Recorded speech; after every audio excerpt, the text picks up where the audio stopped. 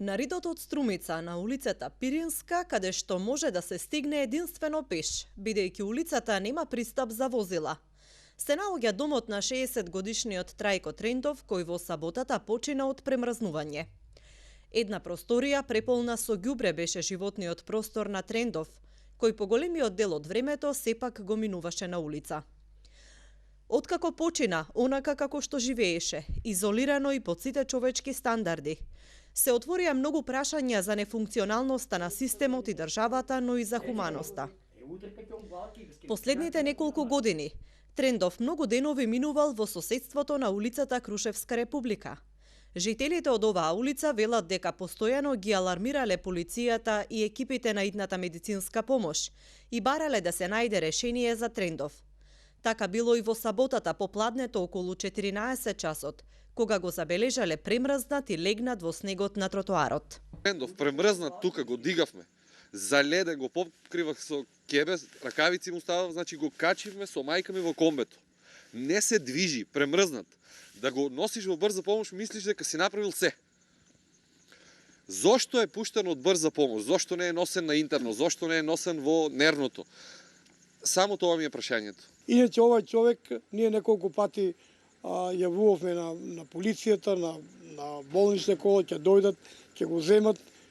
15 минути јас го гледам, пак се враќа тука. Кај го носат, не знам. Одма за 15 минути го гледам Трајко, господинот Трајко, пак кај нас, пак се треса тука како некоја риба.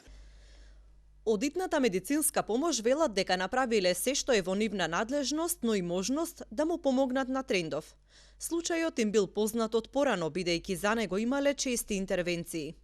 Во саботата, по повикот од жителите на Крушевска република, го однеле на интерно одделение во Струмичката општа болница, но таму одбиле да го примат. Го вратиле во просториите на брза помош за да не е на студот. Таму му дале да јаде и го оставиле да седи неколку часа. Според дежурниот лекар бил под дејство на алкохол, но состојбата му била стабилна. Вечерта, кога настанала мешаница со пациенти, повикале полиција. Полициските екипи го однеле во домот каде што живее син му и го оставиле кај него. Синот на Трендов пак живее во соба под кирија, во слични услови како и таткото, па сметал дека ќе му биде подобро во неговата соба на улицата Пиринска. Не можеше да говори, пуштаа убуси говореше, после пуштаа...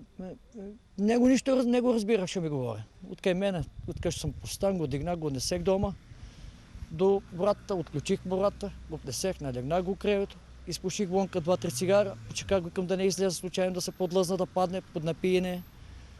Нема, и си заминах. Од Центарот за социјални работи во Струмица велат дека немаат регистрирано ниту еден бездомник, ниту пак имаат каде да ги сместат луѓето кои поради било која причина остануваат на улица. Единствено решение е да се носат во скопските центри за бездомници, но во вакви временски услови немаат транспорт. Без ресурси е и Струмичкиот Црвен крст.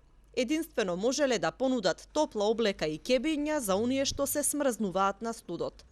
Но ниту облека, ниту кебе може да го заштити од проникнувачкиот студ 41-годишниот Дејан Јанков од Сушево, кој поради инвалидитет е затворен во студен и темен дом. 3 години живее без електрична енергија. Овој млад човек е принуден да седи во темница, без никакви услови за живот, а поради нелегален приклучок, осуден е и на условна казна од 16 месеци, како и 300 евра парична казна, како и дополнителни 15 дена затвор, ако не ја плати. Од старата кој ќе се долговите дојдени, значи на саато на мама што беше на името е ставен долго и јас немах тоа е толку средства, нели пари да платам у тај момент и дојдеам ја сечеја. После известно време ја закачувам јас тука на саато. Јас ја закачих сам. Они викат казна било голема, не знам што било. Дојдеа за 2 дена, па ме ја сечеја струјата. И од тога и сум веќе без струја, значи тие 3 години. Земам нега од трето лице, 4200 динара. Значи, за јадене не стигат, не за струја, не за такво, ни за лекови немам доволно. Некој пат, не само од тако, ја што немам струја, вода, некакви елементарни услови. Значи, од това од самата психа некој пат ме доваѓа тешкотии на зглобовите. Без решение се институциите и во случајот на Дејан. Од Центарот за социјални работи велат дека тој добива постојана парична помош од 4200 динари. И доколку редовно си ја плаќа електричната енергија, ќе му се рефондираат по околу 600 денари од сметка. Нивните ингеренции завршуваат до тука. Поради тоа, но и поради фактот што на сите интервјуа за работа, Дејан бил одбиен поради инвалидитетот. Тој побара да му излезат во пресред хумани луѓе, да се плати долгот од 3000 евра за електричната енергија или да му се дадат малку дрва да ја помине зимата.